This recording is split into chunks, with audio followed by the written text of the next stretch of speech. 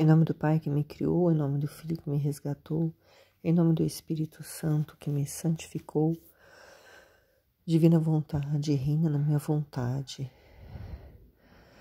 Suprema Majestade, eu venho em sua divina vontade, em nome de todos, do primeiro e último homem que existirá na terra, para dar a ti as homenagens que tendes direito, as adorações, os louvores, o amor que cada criatura lhe deve, as ações de graça, e fazer todas as reparações por todos e por cada pecado. Vem, Senhor, na tua divina vontade. Dou-te a minha vontade humana por meio do imaculado coração de Maria, que possui todos os dons e os frutos da divina vontade. Vem, divina vontade, nessa ação que estou a fazer e em todas as ações que eu farei durante este dia. Amém. Livro do Céu, escrito por Luísa Picarreta. Meditação do trecho que foi escrito no dia 24 de outubro de 1899. O homem é uma reprodução do ser divino. Luísa escreve: Esta manhã, meu adorável Jesus veio e me transportou para fora de mim mesma, entre as nações, e parecia que Jesus olhava com olhos de compaixão as criaturas, e os mesmos castigos apareciam como infinita misericórdia sua, saída do mais íntimo de seu coração amorosíssimo. Então voltou para mim e disse: Minha filha, o homem é uma reprodução do ser divino. E como nosso alimento é o amor, sempre recíproco, conforme e constante entre as três divinas pessoas, por isso o homem, tendo saído de nossas mãos e do amor puro e desinteressado, é como uma partícula do nosso alimento. Agora essa partícula tornou-se amarga. Não só isso, mas a maior parte, separando-se de nós, tornou-se pasto das chamas infernais e alimento do ódio implacável dos demônios, nossos e seus capitais inimigos. Eis a causa principal de nosso descontentamento pela perda das almas, porque são nossas, são coisa que nos pertence, e também a causa que me impede a castigá-los é o grande amor que tenho por eles, para poder pôr a salvo suas almas. Num desses giros da alma que Luísa fazia quando a alma dela saía fora do corpo, Jesus fez ela ver os castigos que ele estava enviando sobre a humanidade. E parecia que Jesus olhava para a humanidade sendo castigada com olhos de compaixão, porque os mesmos castigos, esse castigo que ele estava enviando, eram a misericórdia infinita dele, que saía do mais íntimo do coração amorosíssimo dele. Então ele disse para Luísa que o homem é uma reprodução do ser divino e que a Santíssima Trindade se alimenta do amor, sempre recíproco, entre Pai, Filho e Espírito Santo. Por isso, o homem que saiu das mãos do Criador, né, que são as três pessoas, e saiu do amor puro e desinteressado deles, o homem é como uma partícula desse alimento deles. O amor do homem, que tem que ser recíproco.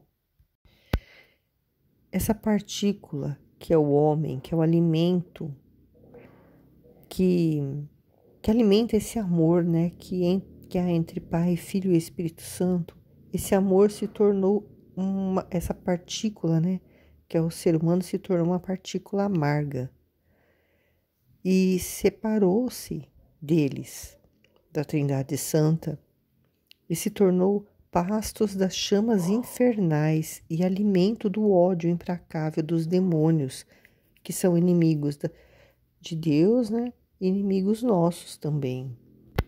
Por isso que eles, né, a Trindade, se sentem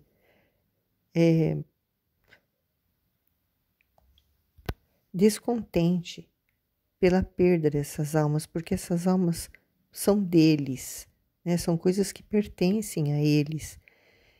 E também é a causa que impele, né? Que faz com que a justiça queira castigá-los. Porque é muito grande o amor que eles têm por nós, né? Pela humanidade, para nos pôr a salvo, para pôr a salvo as nossas almas. E por nós sermos criaturas pertencentes a Ele, Ele nos quer junto deles, eles nos querem no céu. E por isso que Ele envia os castigos para que os castigos salvem as almas das criaturas, porque através do sofrimento as pessoas retornam para Deus. Luísa disse: Senhor, parece que desta vez não tens outras palavras a dizer além de castigos, e tua potência tem tantos outros meios para salvar estas almas.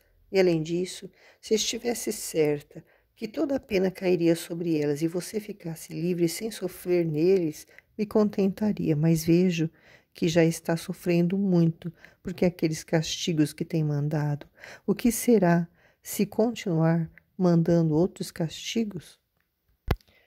Luísa queria que Jesus salvasse essas almas através de outras formas, né? A não ser castigando, porque como as criaturas que saíram de Deus são como partículas de Deus. Então, ao castigar as criaturas, ele está castigando ele mesmo, né? E é isso que fazia a Luísa sofrer, porque se as penas cairiam sobre eles e Jesus ficasse livre, sem sofrer neles, ela ficaria contente, ela se contentaria. Mas ela não, ela vê que ele está sofrendo muito por aqueles castigos que ele está mandando, né? E ela fica imaginando qual será ainda o sofrimento maior se ele continuar mandando outros castigos. Jesus responde: apesar de tudo o que sofro, o amor obriga-me a enviar flagelos mais pesados, e por isso não há meio mais potente para fazer entrar em si mesmo o homem e fazê-lo conhecer o que é seu ser, do que fazer que se veja a si mesmo desfeito. Os outros meios parece que o robustecem demais, por isso recompõe-te a minha justiça. Vejo bem que o amor que você me tem é o que te leva a não se conformar comigo e não tem coração de me ver sofrer. Mas também minha mãe me amou mais que todas as criaturas, tanto que nenhuma outra jamais poderá igualá-la. No entanto, para salvar as almas, conformou-se com a justiça e contentou-se em ver-me sofrer tanto. Se minha mãe fez isso, como você não poderia? E no mesmo momento em que Jesus falava, sentia-me tão atraída pela sua vontade que quase não sabia resistir e conformar-me com a sua justiça. Não sabia o que dizer, tão convencida me sentia. No entanto, não manifestei a minha vontade. Jesus desapareceu e eu fiquei nesta dúvida, se devo ou não me conformar. Jesus falou que não há outra forma de resgatar a alma do que fazer ela conhecer o que é o seu ser, do que fazer que se veja a si mesmo desfeito, quer dizer, desfeito os sonhos dela, desfeito as ambições, desfeito o orgulho, desfeito a prepotência, a arrogância, né? Ela vai conhecer o que é o seu ser, um ser que depende totalmente de Deus, um ser que sem Ele ela não consegue respirar, um ser que sem Ele ela não consegue acordar, ela não vive. E os outros meios, Jesus falou que parece que elas ficam mais fortes, né? E ele diz, veja bem o amor que você me tem é o que te leva a não se conformar comigo e não tem coração de me ver sofrer, né? Ela tem tanto amor por Jesus que esse amor que faz com que ela não se conforme com ele e não queira que ele castigue, que a justiça seja feita, porque ela não consegue ver Jesus sofrer. E ele diz para ela: mas a minha mãe, né, me amou mais do que todas as criaturas. E como nenhuma outra criatura jamais poderá igualar o amor que ela teve por ele. No entanto, para salvar as almas, ela conformou-se com a justiça e contentou-se em ver Jesus sofrer tanto. Então, se a mãe dele fez isso, como que ela não poderia fazer? E com essas palavras, a Luísa, ela compreendeu, né, qual era a vontade de Deus e se conformou, né? E ela não, com a justiça, ela não conseguiu mais resistir. E ela ficou tão convencida daquela verdade, um exemplo que ele deu da mãe dele, que ela não sabia mais o que dizer. E ela não disse para Jesus qual era a vontade dela, não manifestou. E Jesus desapareceu, e deixando ela nessa dúvida, né? Se ela devia ou não se conformar. Mas eu acredito que a vontade de Deus é essa mesma, né? É ver as criaturas sofrendo, sofrer junto com as criaturas, né? E para poder a justiça ser feita, né? Porque são muitas ofensas. Nossa Senhora sofreu muito, ela sofreu demais porque Nossa Senhora, ela sentia tudo que Jesus sentia. A ligação entre eles é a mesma ligação entre Pai, Filho e Espírito Santo. E ela, por isso, né? Ela aceitou esse sofrimento de Jesus porque por amor às almas, né? Ela é nossa mãe.